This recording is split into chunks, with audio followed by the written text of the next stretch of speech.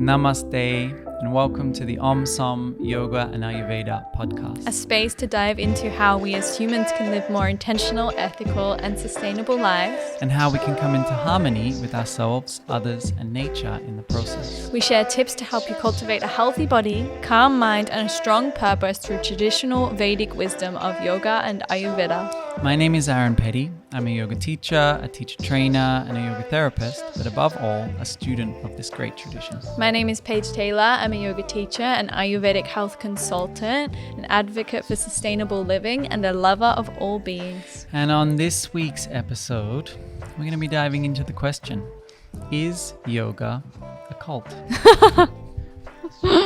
Such a heavy word and such a heavy topic, really. And this episode has been in our awareness for probably about 2 years now. Yeah, it's been brewing.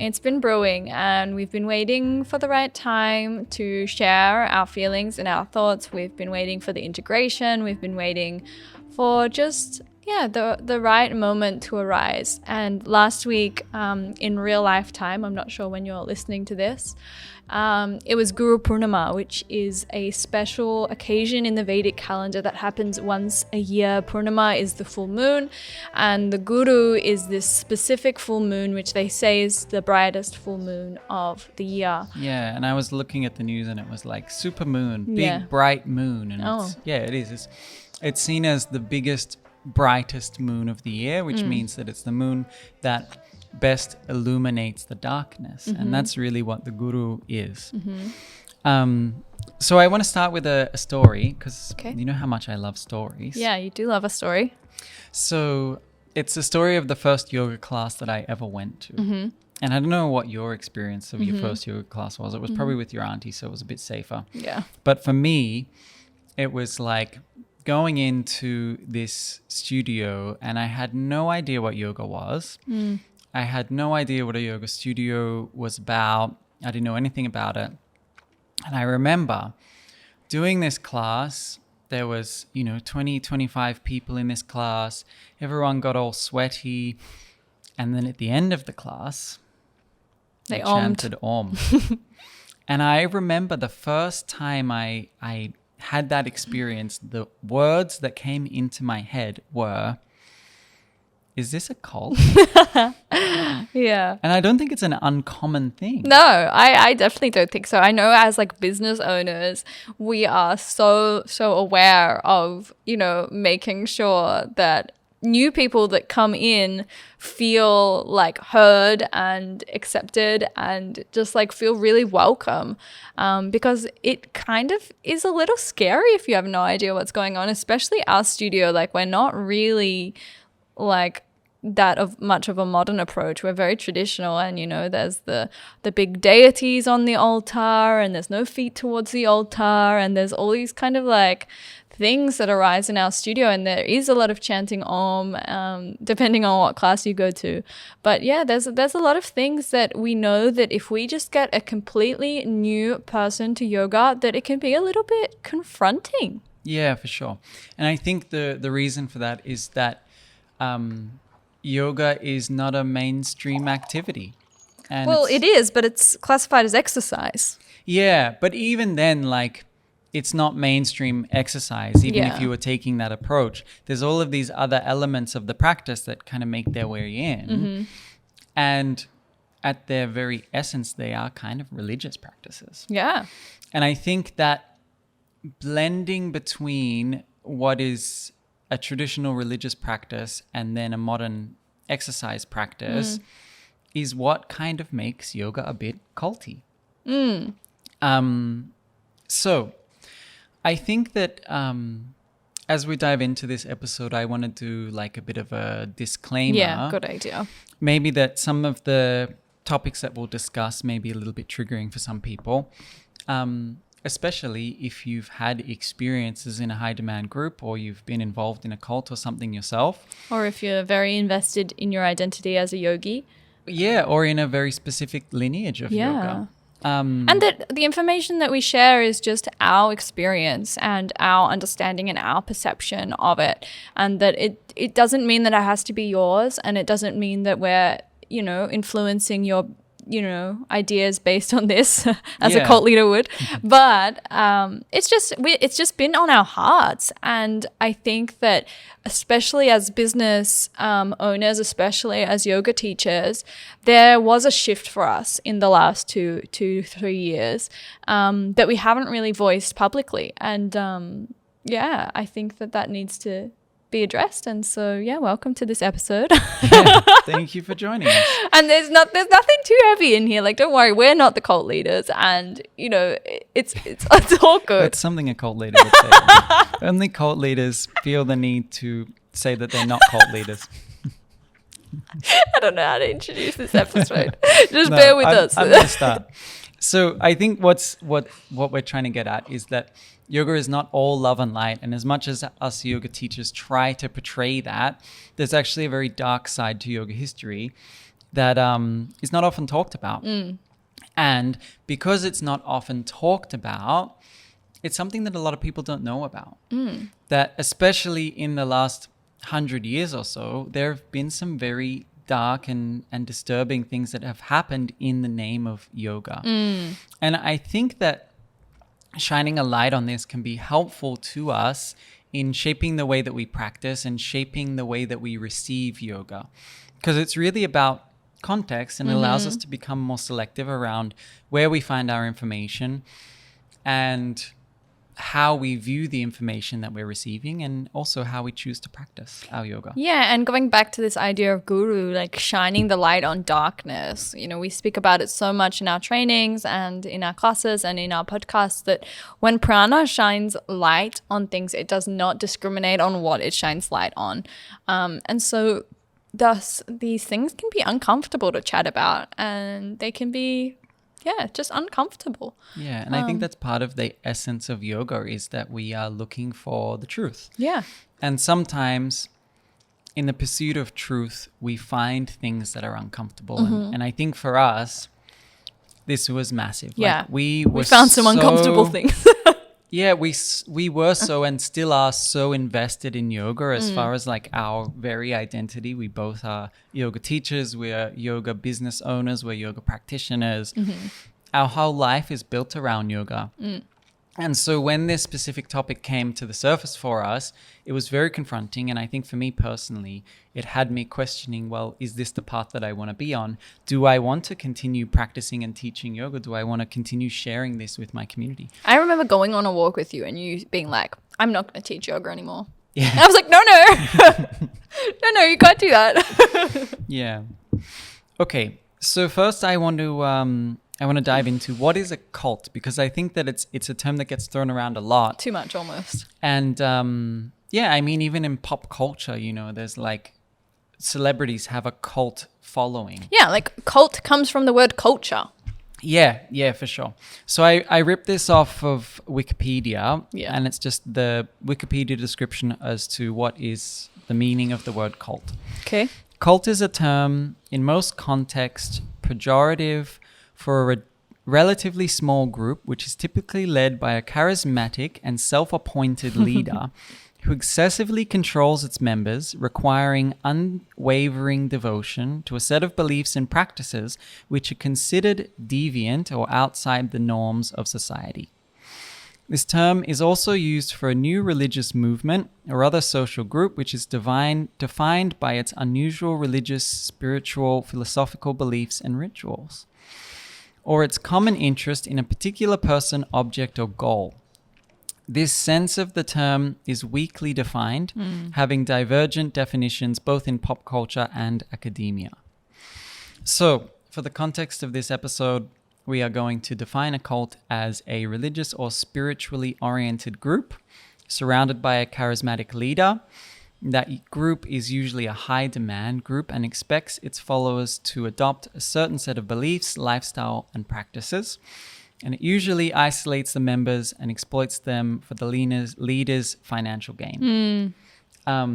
And it's just so interesting to just like start with that, because especially in the modern movement that we're in right now, there's so many people pushing back against the social norms. There's so many people with new beliefs, new ideologies, new whatever, that are outside of the social norm and creating movement. You know, like we could even just look at the, you know, many modern breathwork businesses that have popped up in the recent years, and it's much of the same. Like, you know, within all of this stuff, there's so much, like especially yoga, there's so much pushing back against the social norms, and of course there's always going to be somebody in charge of that. But I think that what really kind of like speaks to me as like a point of difference is that this idea that there's like manipulation and there's exploitation, and this idea of financial gain through that movement. Yeah. And I think that it's inherent in yoga because yoga is such a powerful practice. Yeah, totally. And it can really transform us in a way that is life-changing and life-shaping. And it will change the way that we view the world and see ourselves. And so therefore, there is opportunity in that for the right kind of charismatic leader to misuse that power. Yeah, totally. And I think that before maybe we even get into it, there's back in the day, you know, when like as we're about to get into, there was this idea of guru culture, that there was always going to be somebody, like through the traditions of yoga, like our practices and our techniques were passed down from guru to student. Yeah, they call it Guru Parampara. Yeah. From the teacher to the student. And I think that we have to reflect on those times that were a little bit different to our modern context in terms of like life and society and what was going on. And also that most commonly, really back in the day, these gurus were spiritually enlightened beings, like highly enlightened beings. And now we're kind of in a society where anyone could say they're enlightened and not actually have that full absorption into samadhi or into that higher states of being, but are still living on this earthly plane with their earthly body, with their earthly karmas. And I think that's kind of what shone a light on it for me, was that, you know, these people, the people that are leading these movements in the modern day still have their earthly karmas intact. Yeah.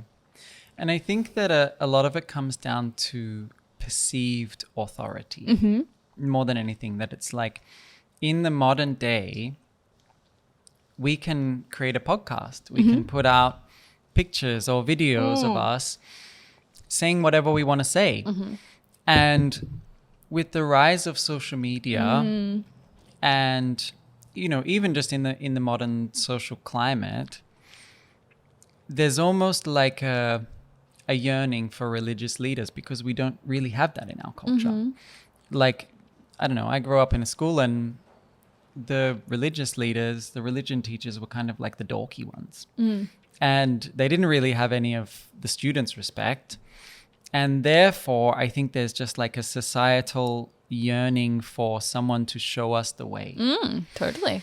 On top of that, we don't really have like rites of passages, like rites of passage rituals. We don't have, you know, the parents in a lot of situations teaching the children, this is the right way of living. This is how we live in our society. We live in a very free society where you can do whatever you want and be whatever you want. And we're kind of taught that from a young age. And that can be overwhelming.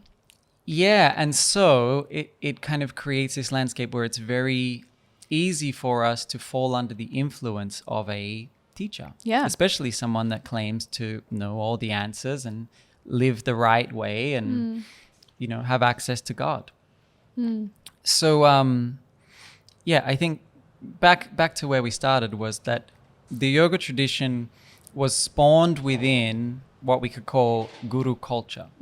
That each kula, you call it each community, had what they called a kula guru, which means that was the spiritual teacher of that community. And you read any of the old stories like the Ramayana, Mahabharata. In the Ramayana, like Ram comes from a kingdom called the Yodha, and in that kingdom, they have what's called the Kula Guru, and his name is Vashista. And you might even know Vashistasana, which is the side plank. It's named after the sage Vashista. And if you're coming to India with us, you'll get to go and see that very cave where Vashista cognized. Yeah. And so that teacher was Ram's teacher, but he was also Lakshman's teacher, and he was also Bharat's teacher. He was the teacher of all of the young people in that kingdom. And they would leave their home at a young age, 10 or 12, and they would go to live in an ashram with their guru, and they would receive their education. So it's even a different education system to we have now. There would be one teacher that teaches all the students, and he would teach them in yoga and meditation and warfare and mathematics and astrology and everything that you could imagine. So in our modern context, we don't have that. We live outside of the guru culture. Yeah. And so we come into yoga, and we then start to maybe travel into some more traditional teachings, some more traditional teachers and lineages. And we get exposed to that without the context for it. And you see people kind of bowing down, touching the feet of the guru. You know, the guru comes and touches them on the forehead and gives them their blessings, does the ceremony. And it's kind of all revolved around this central figure. And so we see that, and from our Western perspective, we think, okay, this person has the answers. This person is God. This person is whatever. And I think that's the biggest mistake, is this kind of like putting a teacher on a pedestal. As the human. Yeah. And even in these stories, like the Ramayana, Ram's guru, Vashista, has a feud with Sita's guru, who's called Vishvamitra, and they hate each other. And they're trying to shape their students in order to fulfill their own karma. Yeah. And to wage their own battle between them. And that's the human karma. Like, that's the human experience influencing the state of the guru. That truly, if you're looking at the one of the guru, like the one that is, you know, beyond all of the gunas, the one that is like not affected by the pressures and the thoughts and the, you know, desires of the human experience. But that's just not the case. It's a very, very, very, Rare. very rare kind of person. Yeah. And there are many people who claim to be that thing. But as we'll get into, many of those people who claim to be that thing, their actions don't align with their words. Yeah. Okay, cool. So that's the idea of guru culture. Now, the question is, how has this gone wrong as yoga has come to the West? Yeah. That is the question. And maybe you're aware of this, maybe you're slightly aware of it, maybe you're completely oblivious to it. But in the recent history of yoga, there have been many gurus who have abused their power in some incredibly horrible ways. Yeah. And we're not going to name any names because we're not in the game of naming names. But I think it probably moves us into a conversation around lineage. What is lineage? Lineage is guru parampara, from teacher to student. And from that student who becomes a teacher to the next student, to the next student, to the next student, to the next student. A lineage represents an unbroken line of teachers and students. And why is that important? Well, it's important because each of those lineages has their own set of beliefs and they have their own set of practices.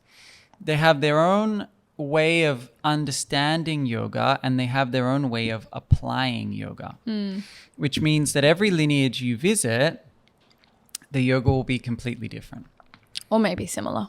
Or maybe slightly similar, or maybe there'll be some things that are similar and some things that are different. But I guess why it's, perceived as so important, lineage-based practices in lineage-based yoga, is that it's a direct passing down of practices and techniques that teachers have embodied, that teachers have practiced, that teachers have seen the effects of, and they pass that down to their students. And then the students become the teachers and the teachers pass it down. Yeah. And I think what's powerful about that, like there's a lot of power in those lineages because we can know that someone has practiced these for an entire lifetime. Yeah. I think the difference between a lineage-based practice and a modern practice is that a lot of modern practices, someone's just made up and said, wow, this is really good for everyone, and started teaching it, but we really don't know what the effects are in 10 years, 20 years, 30 years time. Whereas with the lineages, there's kind of this assumed trust that my teacher's done this practice for their whole life and their teacher did it for their whole life and their teacher did it for their whole life. And we're leaning into the knowledge and experiences of the ancestors down that line. And even then, just as a little bit of a disclaimer, even then, the practices might not be good for you. And the practices might not suit your body type. It might not suit the current society that we're living in. And so it's a very interesting conversation because these practices can be so potent and so important, but they can also be completely irrelevant. Totally. So what Paige and I share from, and I think what makes us a little bit different to most modern yoga studios, is that most of what we share is lineage based. But what makes us slightly different to a lot of the lineage based schools is that we don't necessarily prescribe to one lineage. That actually we've studied under many different lineages. That my first teacher was a Tibetan monk, and he grew up in Tibet with the Dalai Lama in the Tibetan Buddhist school. Not only that, but he studied under all of the Tibetan Buddhist schools and became what's known as a Rimé master, and he was a master of all of the lineages. He was my first teacher, taught me how to meditate when I was 16. Very grateful. Then I came into yoga and I found myself in a completely different lineage, which was kind of the modern vinyasa lineage. And that had its own set of practices that were entirely different. It didn't really have a big focus on meditation or pranayama for that matter. It was mainly asana. I stepped outside of that and I found another teacher who was steeped in a completely different lineage. And there was many things that I was familiar with, meditation, asanas, and there was many things I wasn't familiar with, like mantras and yantras and mudras. And I came into that lineage and it was a whole different world, right? And from there, I've studied in multiple other lineages and I've taken something from all of those places and mainly the things that are applicable to me and the things that I feel are applicable to our community and will be beneficial for our community.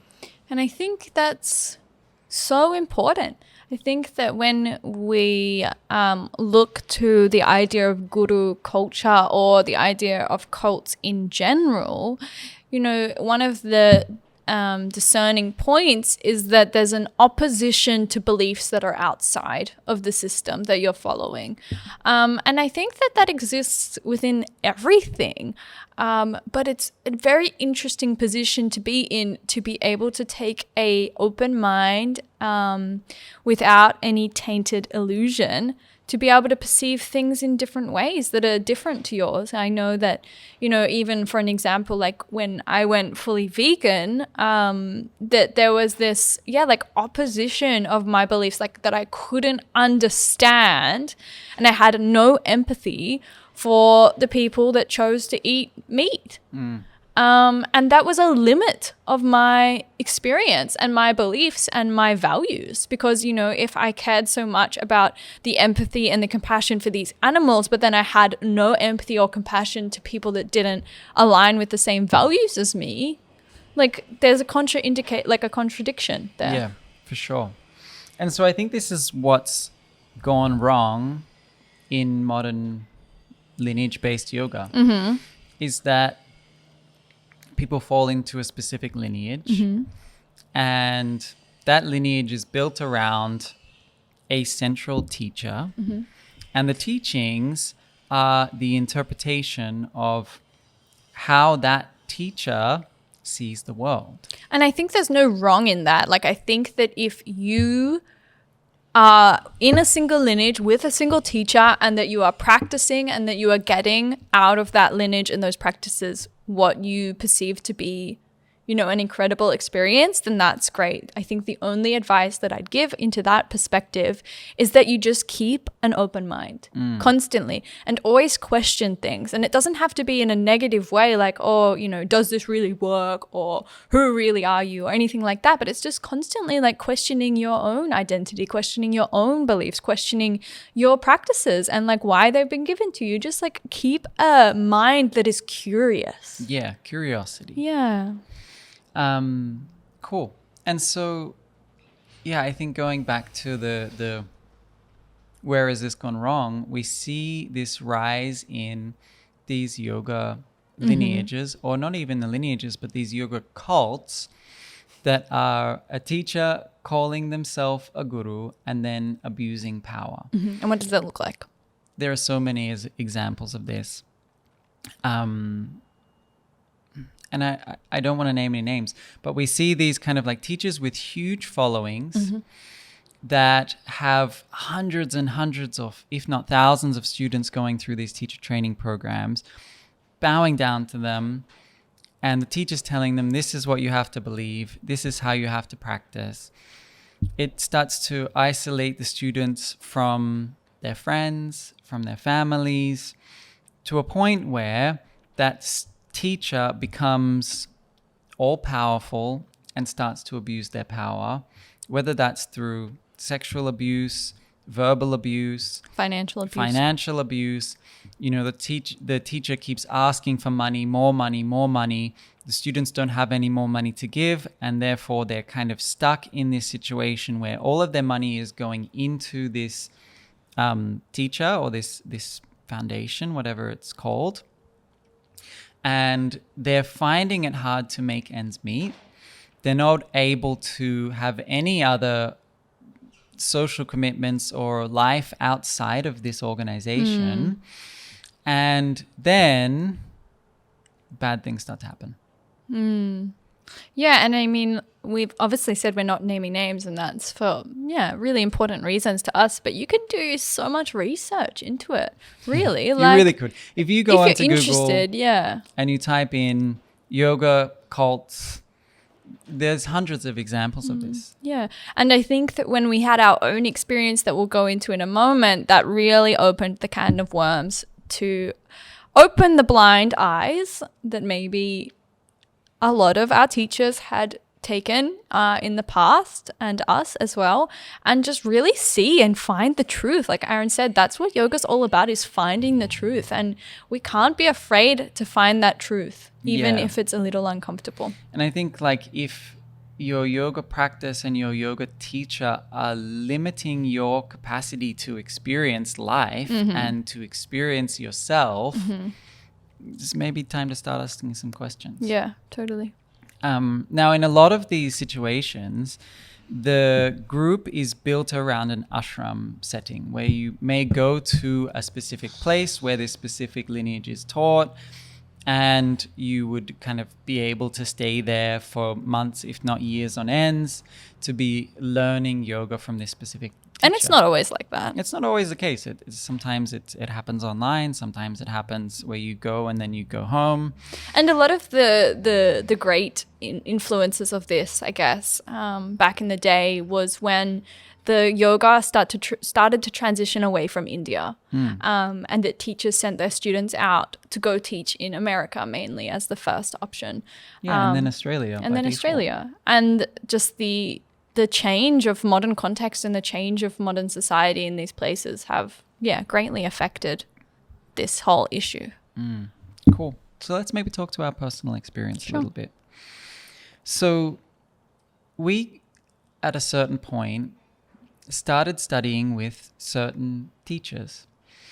And at that point, everything kind of started to change. Our style of teaching started to change. Our style of practice started to change. The way that we saw yoga started to change, and the way that we started to see the world was different. And I think for me, like, the red flags were, this is the only way. Yeah, 100%. That kind of language, like, this is the truth. This is the only way you should be practicing yoga. This is the real yoga. Yeah. Or even like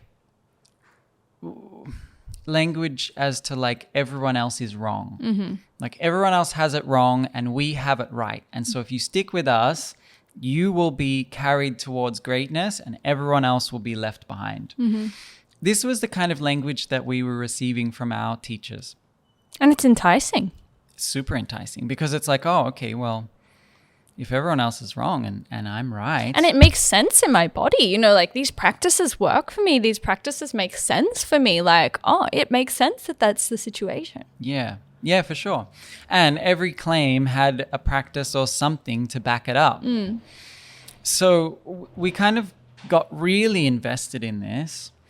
And for me personally, I remember coming home back to Berwick and then not being able to relate to the people that I used to, not being able to have the same conversations with people, even like just my close friends and my family, just like, oh, I feel like that was me when I went vegan. Yeah, well, it's the same thing. Is a cult too. Totally, yeah. So there's kind of this like, oh, no one understands me. No one gets where I'm coming from. No one could possibly have the experiences that I've had, and they'll never understand. So I may as well discard them. They're not useful to me because I have this new family who do understand me and do get me. I think you're like over exaggerating it just maybe a touch. Not at all. Okay. That was totally the experience that like I didn't feel like I could relate to the people around me anymore. And therefore I was even more invested in the relationships that I'd cultivated through this specific group and this specific teachings. And so I would kind of default to having conversations with people who did understand the knowledge and did understand the context and did understand where I was coming from and could speak the language that I was speaking now all of a sudden. Yeah. Yeah, and I think it was like that. It was an uncomfortable experience in hindsight. But in the moment of it, I was like, well, I'm blessed. I'm blessed with this knowledge and I'm blessed with something new and I'm blessed with something that you'll never be able to understand.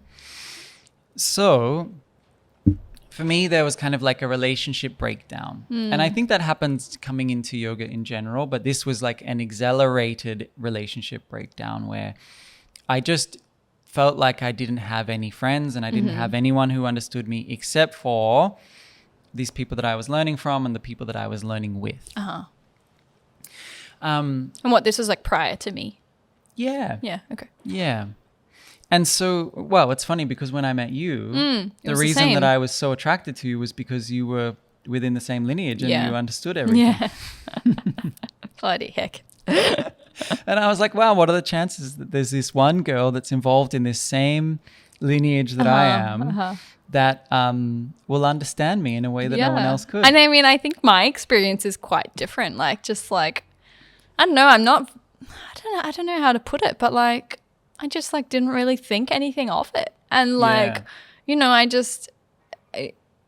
like for me, like the teachings that I got were like the only teachings that I'd had. Yeah. And that I didn't think that it was like, this is my life now and I have to cast this past version of me off. It was nothing like that. It was just that I'd learned this incredible practice of yoga, and that it was wonderful and beautiful, and that I just wanted to share it. And I mean, of course, just like as you mentioned, like when you come into that yoga world as it is, that kind of stuff starts to happen where you question, you know, your beliefs, and you question your values, and you question the people that you hang out with and stuff like that. And it wasn't for me from a place of, I don't know, I'm better than you, or... Yeah. Well, and I had studied already outside of Yeah, that lineage, exactly. and I'd come to something new, and I'd fully invested myself in it, and I was like, this is the way. I'm going this way now, and nothing else matters. Yeah. So I think from that, as a teacher, what shifted in me was that I started to push my ideas onto other people. 100%. And I started to tell people how they should be practicing. And kind of really from a very stern and strict perspective, that it's As our like, this teachers were, is yeah. how you do it, and this is the only way, and if you don't do it this way, you're out. That kind of mentality. Yeah. And it came down to like sadhanas, like you had to practice for 90 minutes a day, and you had to do it every single day, and if you didn't, you have to start again. Yeah. Yeah, very strict. Very strict and stern. On top of that, I found myself as a teacher trying to climb this ladder to like almost appoint myself as a leader, to like what we spoke about before, like to create a perceived authority in what I was saying. And I was doing that just by regurgitating everything that my teachers had told me. And I think that's just like, who was I to know that? That was the example that was given to me. Exactly. And so therefore that was the example that I followed. On top of that, I started to really view the individual complexity through like a standardized lens, that I could see this person, I could only see them really through the lens that I was viewing them. I couldn't see outside of that. I couldn't see that they had this whole life with all these relationships and their job and their partner and their own set of beliefs and their own religious background. And I would just try and fit them into the mold of the framework that I had, and then make them practice through that lens. And so I think that like, for me personally, it was a very rigid structure that I wasn't able to see outside of because I was so deeply invested in it. Yeah. And then it all fell apart. Crumbled. It did. It crumbled. And I remember getting, like contacted from one of our really close friends and teachers that this teacher that was higher than her and higher than us, and somebody that we had both studied with, like had misconduct. That's one way to put it. Stop playing with those because they'll make noises. And that had done some things that were not so great. We would call him a naughty Swami. No, Harry. No. So, and I think that was a really important pivotal point for us, because we were both so invested in this way of teaching. We were both so invested in this specific lineage. And to us, this person was the guru. Yeah. And that was our mistake. Yeah. It was our mistake because, and this is just in hindsight, because we had put this person on a pedestal. We had in our own minds and in our own hearts said this person is the example of a perfect human being. And the reason that we were seeing the world in that way was because that was what our teachers were telling us. Exactly. That's what our friends were telling us. They were saying this person is the person. Yeah. If you were to go to a teacher of yoga, this is the teacher that you should go to, because this person is perfect. And we should all fall at their feet and touch their feet. And I remember those words coming out of my mouth. We were going to meet this teacher, and I said, I'm going to touch his feet. Oh, God. Cringe. I didn't touch his feet. Regardless, there was a real like idolization of this person. Yeah, right. And then there was misconduct. That actions didn't line up to the words coming out of their mouth. And I think that that's when the human experience comes in. That's when the human karmas come in. And I remember that like I was affected by it as it fell apart, but definitely not as much as Aaron, because he was like 100% invested in it, and he's a cover type, so he's very attached, whereas I'm like very detached in general. And I remember as it was falling apart that one of the people in the same community as us that we love dearly, like shared this thing of like I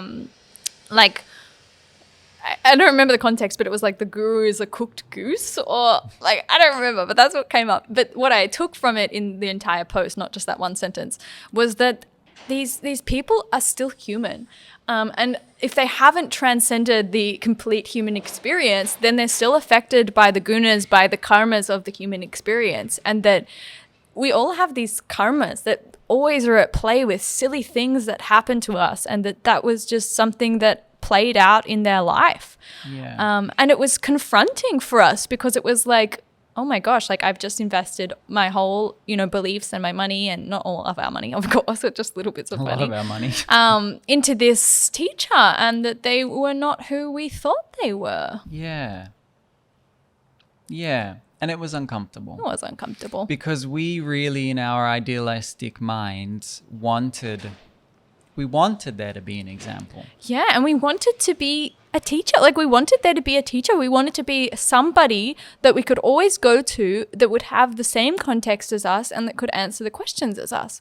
And that wasn't the case. That fell apart, and it was the most liberating moment maybe of our lives, because we had to look outside of the box. We had to look outside of our experience and outside of our circle to grasp understanding of it. And that's what changed, I guess, our yoga teaching forever. Yeah.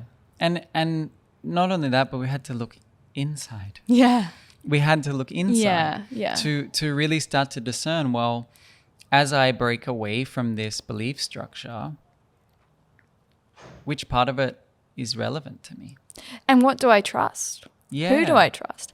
And I think that this is my favorite teaching out of this whole situation, and that it was recently shared on a podcast that I listened to with two people that I admire greatly, about Guru Purnima, the same kind of thing.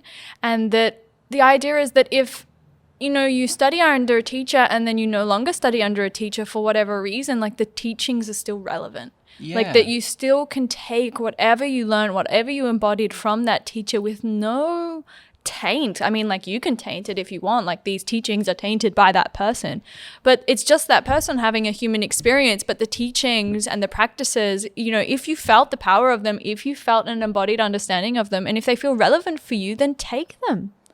Like they are yours, and that you can practice and make them your own and change them however you want. And then you can share them in a way that feels relevant. Yeah. Yeah, for sure. Love that. Yeah. And that's just like really what I took from it, was that, Aaron was ready to throw it all away. And I guess, fair enough. Yeah, I think for me, it was like,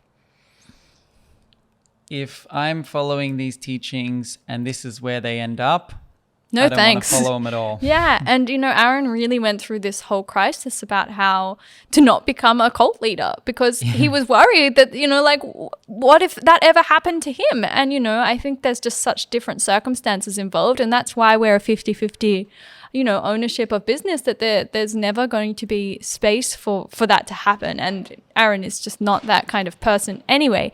But it was this real crisis for him. Like, I don't want people to look at me like that. Yeah. I don't want people to put me on a pedestal like that. And I think it really did change my teaching forever, because it shifted in me the desire to have all the answers. Yes, totally. It shifted in me the desire to be the person that people come to with their problems. Yeah. And actually, it changed my teaching to what do you think? Reflect things back. And it's a lot of the time people will come to me a question, and it'll be like, blah, blah, blah, blah, blah. I've got this thing, and this is this, and this is that. And my answer is, well, what do you think? Yeah. And what that's do you powerful. think the best path is going to be? Because they know. Most of the time they already know. They just want the validity of the teacher. Yeah. Yeah, exactly. So yeah, it was a massive, massive shift, a massive transformation for us to step away from that. And I think the other thing, the final thing that I might add to that is that sometimes that misconduct is a teaching of its own. Oh, 100%. Right? Even if it's not a conscious teaching from that teacher, they are still teaching you something. There is still a learning to be taken from that misconduct. 100%. And that's the thing is like that it's just about finding these silver linings. And like it's, you know, a bit of woo-woo spiritual bypassing, but like at the truth of it, that's it. Like, you know, if you have an experience that's uncomfortable, you know, feel the feelings, feel the discomfort, feel what arises. But like at the end of the day, what is it teaching me? Yeah. And for us, it was like teaching us to look inside and to stop outsourcing our power, outsourcing our intelligence, outsourcing our experience to somebody else, and to turn that inside so that, you know, we allow our true self, our hearts to be the teacher. We allow prana to be the teacher. That's something that Aaron is often speaking about, that we if we outsource, we're looking at nature, we're looking at prana, that intelligence of life force that enters and exits through our body, and that can be our teacher. Yeah. And I think we've done an episode on this before, like the 5 expressions of the teacher or something like that. Something like your like parents, nature, your life. Anyway, yeah, I think for me, like, sometimes the worst teachers are the best teachers. Yeah. And I've really realized that throughout my journey. I've had a lot of teachers over the years. And it's the ones that have treated me poorly or said something that I don't agree with or done something that's horrible that help me to realize in myself what I don't want. Yeah. What I don't want to become, or what I don't want to perpetuate, or what I don't want to share or teach. And I think we speak about this a fair bit in Ayurveda, is that like it's the kind of the same concept that, you know, in order to, we never know our truest state of balance. Like, I mean, we know it, but we don't know it in our minds, in our logical brains, that we don't know exactly what that true state of balance looks like, but we do know what the imbalance is. We do know what feels uncomfortable. We do know the symptoms. And the more you become aware of those things that aren't you, that aren't that state of balance, and the more you remove them, the closer you get to knowing your true self. Yeah. Yeah. Beautiful. Yeah. Okay. So we've maybe just as a closing wanted to share, like, how do we come out of this? What's the solution? How do we move forward in this climate knowing that this exists in yoga? I'm a bit of a skeptic now. If anyone claims that they know the truth, or if anyone claims that this is the only way, immediately I'm skeptical. And I'm like, okay, I'm going to take this with a grain of salt. Because every religion ever has claimed soul access to the truth. And the truth is that there is no one truth. No, exactly. That the only truth is the truth that's relevant to you. Well, yeah, that's relevant to you, and the truth that transcends all truth. Yes, that's true. And that transcends all words, and that transcends all concepts. Yeah, totally. Right? And so any person who claims to see the truth has seen from their own limited perspective that truth, and are articulating it through the lens of their life and their learnings and their teachings. And it may be 100% the truth for them. It may be 100% relevant for them, but it doesn't mean that it's applicable to everyone. It's not a one size fits all with this kind of stuff. Yeah. So that's where it gets complicated. So what's the solution? The solution is understanding the context through which information is shared with you. Context for me is everything, and the word context has really just come into my vocabulary over the last 2 years. And context means that it's the lens through which you look, right? If someone is sharing something with you, it is very important to understand where did they get the information? What is their life situation? How did they grow up? What lineage are they speaking from? What is their current stage of life? You know, there's so many different parameters through which we can share these different teachings. And so it's important to understand what is the context of the information that is being shared with you. And for me as a teacher, especially on our trainings, Whenever I say something, I'll give the context first. I'll say this is this and this and this, and I'm sharing this with you through this lens. And you don't like every time we run a training, we always say like everything that we offer you in this experience is just like a jacket. You can try it on and you can see if it fits nice or if you like the style or if you like the color, if it looks good on you.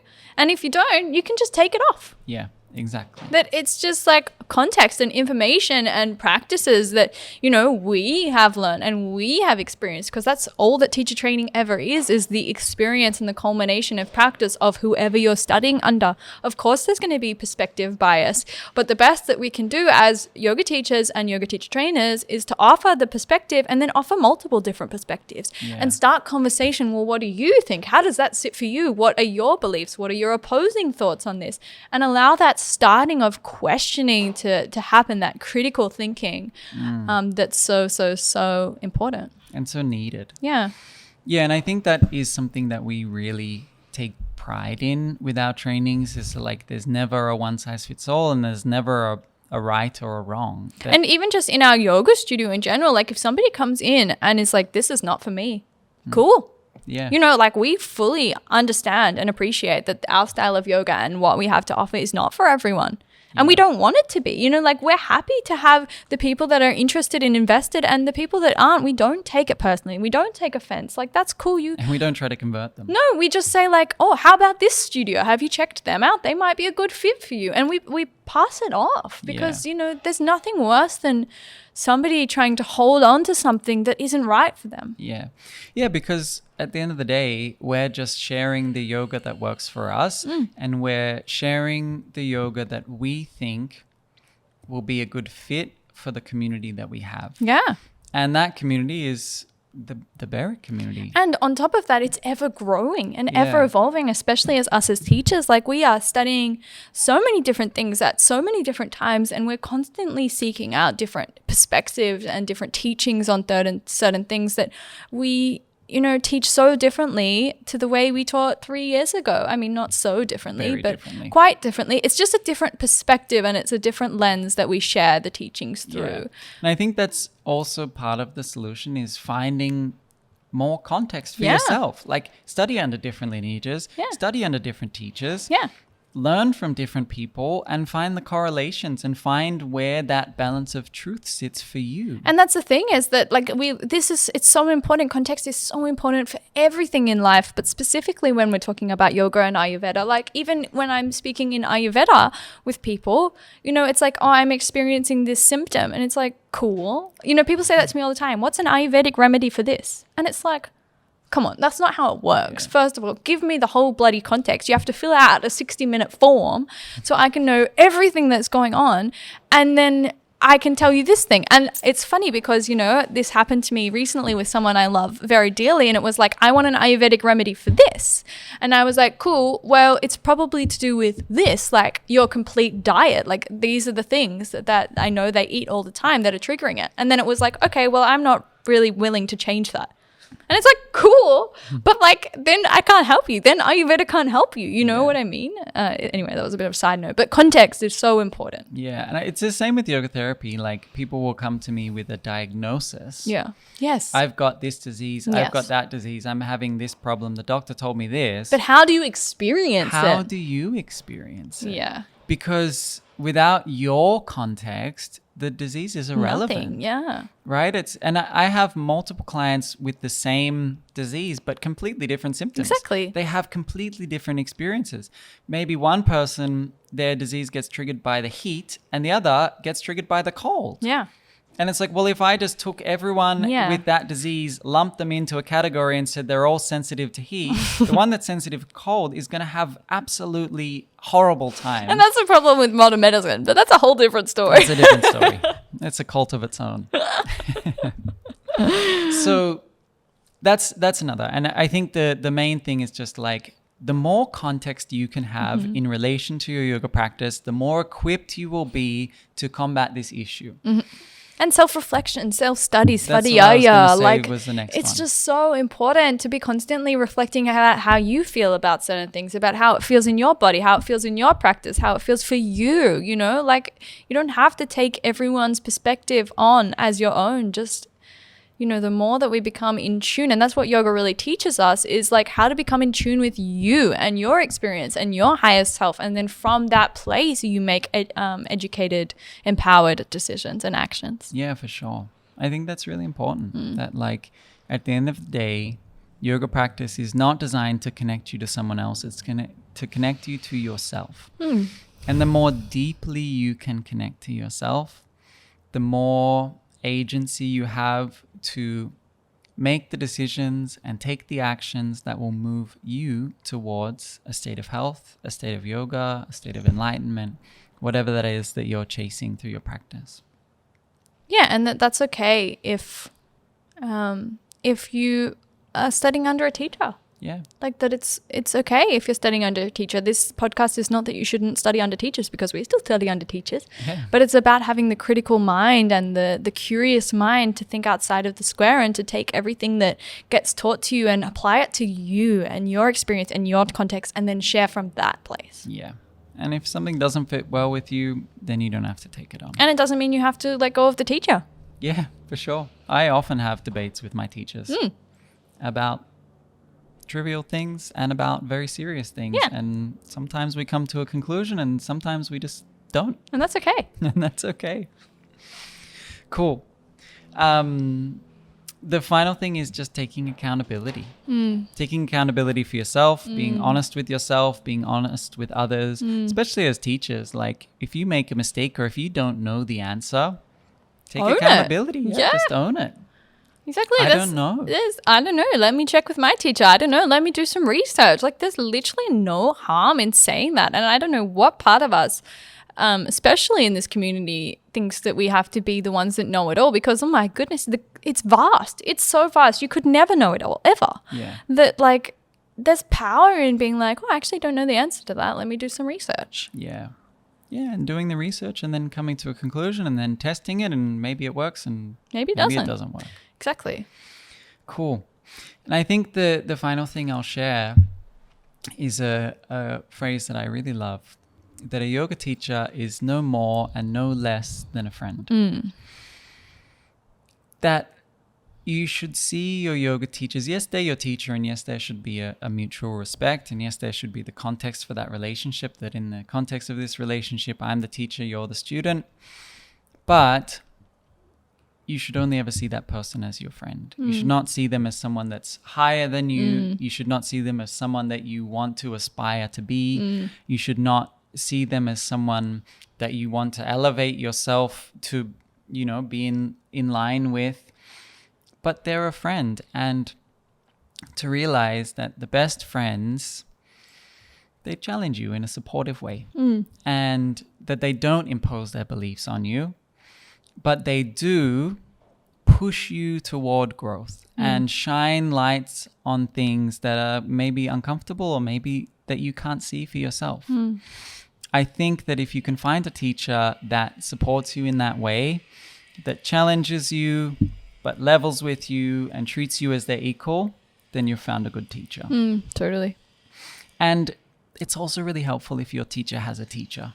That if your teacher is still learning and still studying and still questioning their own beliefs and their own way of viewing things. Because that kind of teacher will not be rigid and stuck in their ways, and they will be open to adapting and shifting things to fit you as the student. Totally. Yeah. Cool. Okay. So, a warning from us. Stay away from my yoga God. cults. I hope it wasn't as heavy as I don't know, it's just a heavy topic, and I think it's something I've definitely avoided for a long time. But I know it's so important to speak about because, it's not spoken about enough. And that we need people to speak about it so that you can have that curious mind, so that you can have that reflective mind and always question things that happen in your life and work out for you what's right and what's not right. Yeah, and in a lot of these situations, like this stuff just gets shoved under the rug and people just don't talk about it within that community as well as outside the community. Everyone wants to be for yoga, pro yoga. Everyone wants yoga to be the savior of the world. It is healing. It's good for you. It's the best thing in the world. We love yoga, but we just need to have these difficult conversations and know that it's not always the case. Totally. Yeah. And that's not for everyone. Yeah. Yeah, it's not for everyone. Definitely not. There are many other practices out there would be equally as healing. Exactly. So if yoga's a good fit, then practice yoga. But if you do come into this experience like I did, let it be a teacher and don't lose your faith in yoga. Totally. That was for me the one of the biggest things was just like that I lost my faith in the practice because of a person. Yes. And it wasn't the practice. There was nothing wrong with the practice. There was something wrong with the person. And so for me, it really, after I went through that transition and I kind of lost my enchantment with yoga and this teacher, it re-inspired me beyond anything I could ever imagine that I have so much faith in yoga. I have so much faith in the practice and my practice is stronger than it has ever been before in my life. I love practicing and I love practicing in the context that I have and I love exploring new practices. I love exploring new teachers and new ways of looking at things and understanding things. I love to question my own beliefs. Is that still going? Yeah, it's still recording. Cool. And I think that is something that I've integrated into myself is that I am just now more curious. Yeah. More curious to let my practice be the teacher and most of all let myself be the teacher.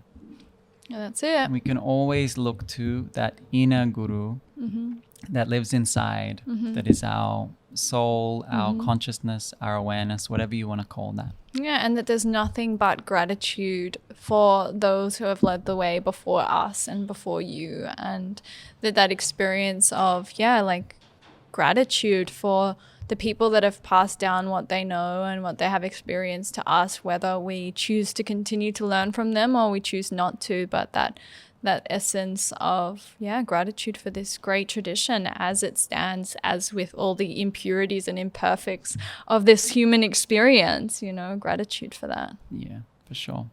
Okay, final thing we want to share is this. It's called the Formula for Embodiment. And it's something that was shared with me only a little while ago, maybe last year. And it really helped me to understand this process of taking teachings from a teacher and then applying them to our own life and ultimately sharing them. So stage one is that we learn, that we're diligent in our study. We go above and beyond to understand from the place of the mind what we're going to practice. Knowing that eventually, if we become too confident in what we know, it will be a stumbling block. Yeah. And so always we're learning. Stage number 2 is that we practice. We practice what we learned. We practice what's applicable to us and we practice what's appropriate to us. That there's a plan in your practice, that you're actually putting things into place in a sequential manner. We call it Vinyasa Krama. I'll be teaching a training on it next month. But we practice. The next is that we apply what we practice in the real world. That it is in some way relatable to our lives, that practice is consistent. And over time, as we apply the practice over and over and over and over, it becomes more and more and more refined. Stage number 4 is after the application of practice, we come to a realization. Yeah, we come to our own understanding. Usually after I've done a practice for 40 days, 108 days, I've spent some real time experiencing, exploring a practice. There'll be a moment of epiphany where, I get it. I understand the purpose of this practice. And then then you can share. And you can share in a way that's appropriate to the people that are standing in front of you. That you should always meet the people in front of you where you're at, not through the lens of your own experience, but through their understanding and their context. Yeah, and your embodied experience. Yeah. So we learn, practice, apply, realize, and then share. Mm-hmm. And I think moving forwards as yoga teachers, the more we can align ourselves with that process, the more we can understand the context of what we're learning and what we're teaching, the better off the modern yoga world will be. Totally. So yeah, that's it from us today. Thanks for listening to us. Hari Om. Hope it was thought-provoking and some good juicy context for you. We love context. Anyway, if you want to catch up with us online, you can find us on all social media platforms, omsom.yoga. Our website is exactly the same, omsom.yoga. We've got some upcoming trainings. Like Aaron said, he'll be running a sequencing and energetics training at the end of August 2023. We also are running our 200-hour in India. There's literally only a couple of days left to sign up. That's September, 3 weeks immersive. We're also going to be running our yin training this November and then our 300-hour next year. Yeah. All the details are on our website. So if you feel the call to continue your study with us and to deepen your experience with us in some kind of way, then just contact us, get in touch, and we can have a chat about it, or just have a browse through the website. Yeah. And the final thing is that we don't take any money for this podcast. So if you found this conversation valuable, just share it with someone. Yeah. Send it to someone that you think could be interested in it, someone who's a yoga teacher or a yoga student. Just send it to them. Put the word out. The more people that can get into the podcast, the better, because we just love to share and we love to have conversations. And there's been so many people that have come into the studio and taken a big, great voyage across Victoria to come visit us and practice. And it's so nice. So yeah, we love to hear from you guys. If you have any questions about this episode, please just send us a message. We'll send you a reply. We can have a conversation. Yeah. Love it. Yeah? That's it. How many times did you say Yeah. I love that. Cool. Well, thanks for listening. Hari Om. Hari Om.